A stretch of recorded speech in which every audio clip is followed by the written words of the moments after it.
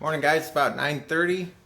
We're getting ready to head out on a very short one-day trip to test out the new systems and whatnot on Abel. Doing this because we're heading out for a 3 or 4 day expedition starting next weekend for the Labor Day weekend. So we figured we'd go out for the night and see how everything works. Fingers crossed everything goes okay. Here we go.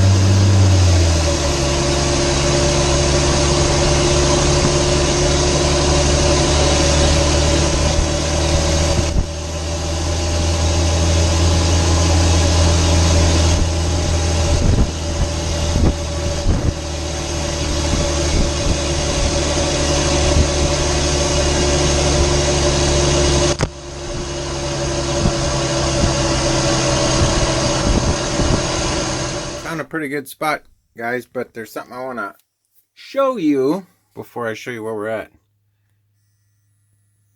I'm going to let you guys listen to this.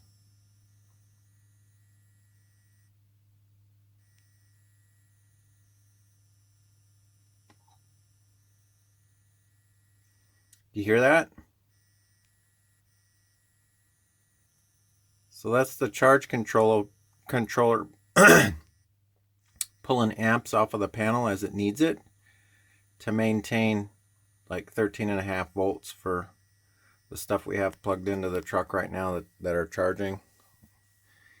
It's only what? I think it's only drawn an amp out of the battery bank. Yeah, it's only drawn an amp. Probably because the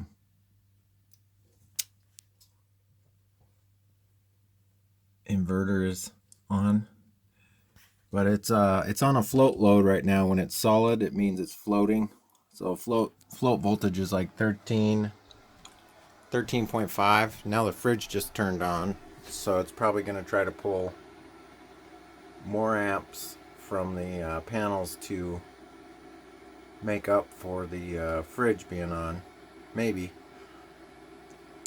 Anyhow, thought that was pretty neat. It does make a little noise when it's going through its little charging cycle, as you were hearing. It goes up and down with like a electronic note. I don't know if you guys can hear that or not.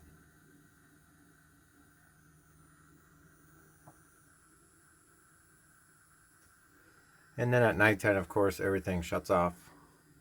Charge controller shuts off, so you don't hear anything. We found an awesome spot. We headed towards the coast on Highway 30 and came across this spot. I'll see if I can get Mavic up. It seems to be a pretty cool and calm day. So yeah, it's a dead end road at the top of a mountain. And that looks to be is that Columbia River? Is that the Columbia, Willow? It goes all the way to the coast. The Willamette goes through Portland, right? Yeah. Looks like that's a logging area. There's some sort of a tower down there. I don't know what that's for, but... We're in Clatsop State Forest. Oh, okay. Clatsop State Forest off of Highway 30, so there you go. And yes, Officer King, we checked with the logging and Forest Service to see if this is an okay spot to go, and it is part of the motor vehicle use map. So there you go. So I'm testing out the air conditioner up here in the middle of nowhere. The charge controller is pulling in about 16 and a half amps, 15 and a half amps to keep it running. But it is maintaining battery voltage. If we go over here and look, you can see that the battery voltage just stays at the float voltage, which is like 27 volts or above, because the float voltage is like 13.4. so this is pretty cool to be able to go out in the middle of nowhere and do something like this. Here's that shelf that I put up for Willow. I put it at a very slight angle so that any water that is on it, Willow wanted it for like a water shelf or to drain dishes. It'll all drain back down into the sink if anything like those bags break or something like that. But that's just set up for when we're camping. And then when we leave, we fold it down and put the water bags in the sink. It's just filtered drinking water is what that is. We don't have filters on our water tanks. We just use the water tanks for washing and clean up and whatnot. So that's the only reason we have water on board. But yeah, look at this. The compressor kicked on the air conditioner and it ramped up to like 19 amps. Now it's trickling back down again, but this charge controller does really good. You know, for 166 bucks, it's pretty crazy that it does exactly what it's supposed to do. It's very simple. Just got to, set it up right and you're good to go.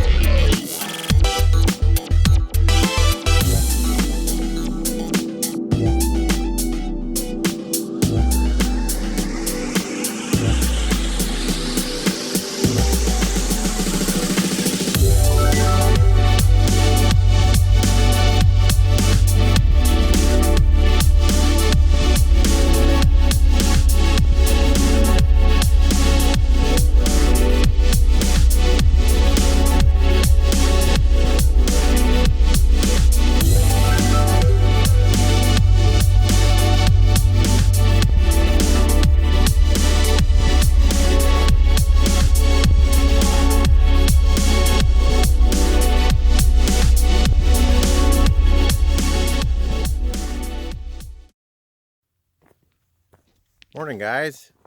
Hope you enjoyed that sunrise footage from Mavic. We watched a couple of movies last night, slept really good. I got to see firsthand the solar panel monitoring gauges shut down and start up. Remember, they run from 8 to 36 volts. So that was pretty neat, seeing the system come online in the morning when the daylight comes up, the sun is coming up.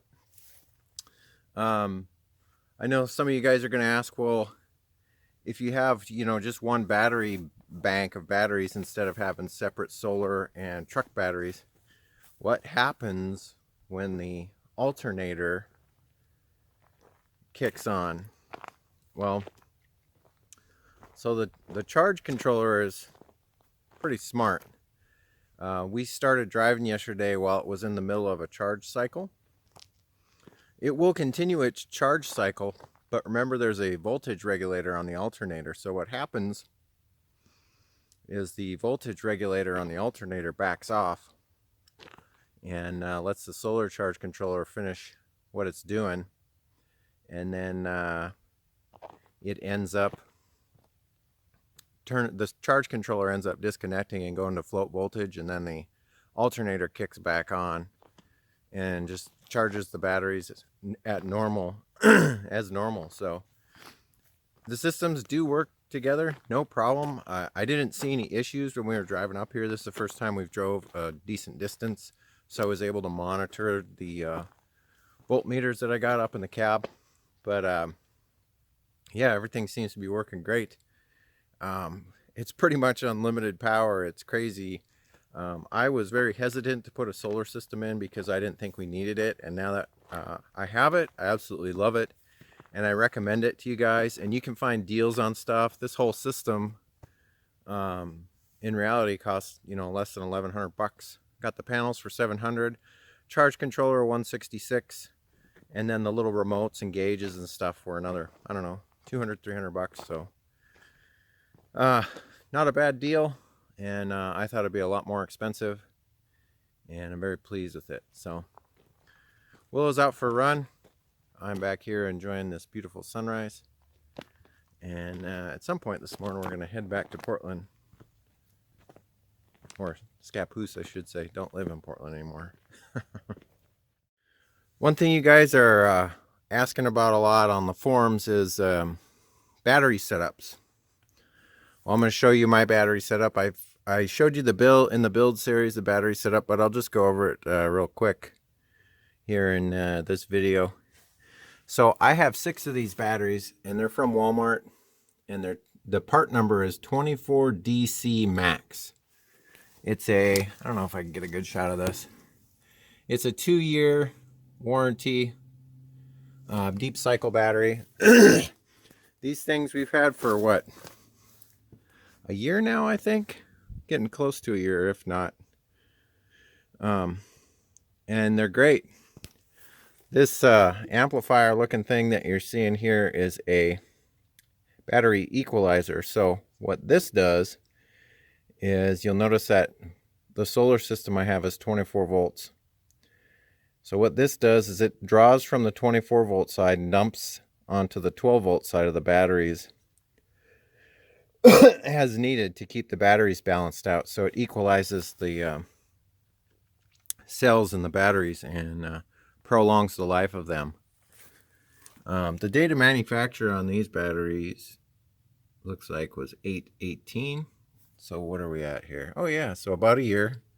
I've had them for about a year, and they're doing great. I don't have any complaints whatsoever about them, and the grand total for all 6 batteries was about 600 bucks, which is even better. So figured I'd throw that in the video because you guys are asking about it.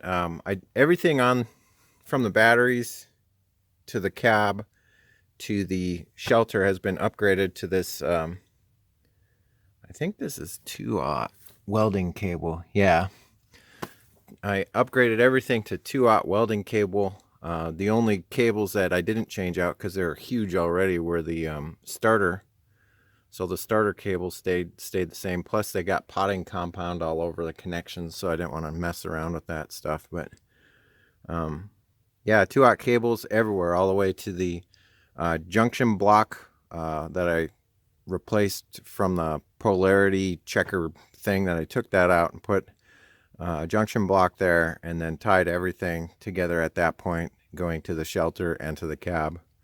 So this whole system's been working awesome. Haven't had any problems with the batteries, and they hold charge just fine. They do great, so no complaints here. I guess you could buy any size 24 battery and they'd work just great. These just happen to be the ones that I found on the shelf at Walmart, and I wanted an economical solution, and I read the reviews before I bought them, and people love them. Recently, a couple of you have been asking about these, and I noticed that Walmart for some reason doesn't have them listed on their website anymore. However, when I went to the local Walmart in Scappoose and asked them about it, they said, yeah, no problem, we can order them, they just don't show up on the website. So if you want them, you got to go into the Walmart and tell them you want 24 DC max batteries.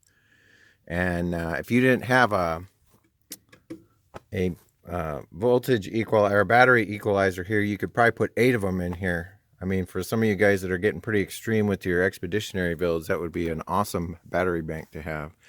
But as we have it, we've got more than enough power on both the solar side and the battery side now. So something to think about when you're building out one of these trucks, and this system has been working awesome for us.